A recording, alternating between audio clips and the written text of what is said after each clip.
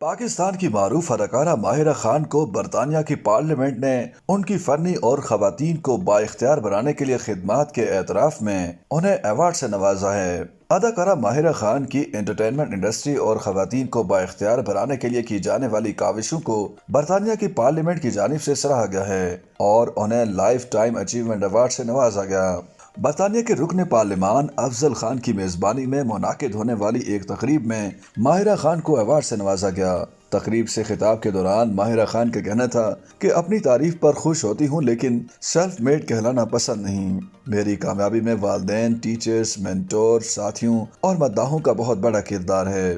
ماہرہ خان مزید کہتی ہیں کہ والدین ورکنگ پیرنٹس تھے، والدہ ٹیچر اور والد بینکر تھے۔ انہوں نے ہم بچوں کو اعلیٰ تعلیم دلانے پر توجہ دی۔ کالج گئی تو آسان وقت نہیں تھا، 2 ملازمت کرتی اور اپنے بل خود ادا کرتی تھی۔ انڈسٹری میں کام کرنا آسان نہیں تھا لیکن پھر جد و جہد کے بعد کامیابی بھی ملی۔ خاندان کی پہلی لڑکی تھی جس نے بیرون ملک اکیلے سفر کیا۔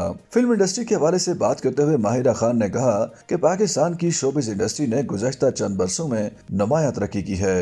خواتین کو بااختیار بنانے کے لیے میری خدمات پر ایوارڈ سے نوازے جانے پر بہت خوش ہوں۔ ہمارا انتخاب ہوا ہے تو ہمیں اس کے مطابق کام کرنا چاہیے۔ لڑکیوں کو ان کے خواب پورے کرنے میں مدد کرنی چاہیے۔ ماہرہ خان کا کہنا تھا کہ لڑکیوں سے برتاؤ سے متعلق والد، شوہر، لڑکوں اور تمام مردوں کو بتانا چاہیے۔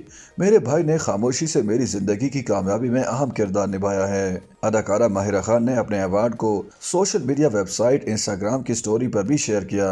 واضح رہے کہ ماہرہ خان پاکستان کی ان اداکاراؤں میں سے ہیں جن کے مداح نہ صرف پاکستان بلکہ انڈیا اور دوسرے ممالک میں بھی ان کی فلموں اور ڈراموں کو پسند کرتے ہیں۔ ماہرہ خان کا شمار پاکستان کی سب سے زیادہ معاوضہ لینے والی اداکاراؤں میں ہوتا ہے۔ ماہرہ نے اس سے قبل کئی ایوارڈز جیتے جن میں 7 لکس اسٹائل ایوارڈ اور ساتھ ہی ہم ایوارڈ شامل ہیں۔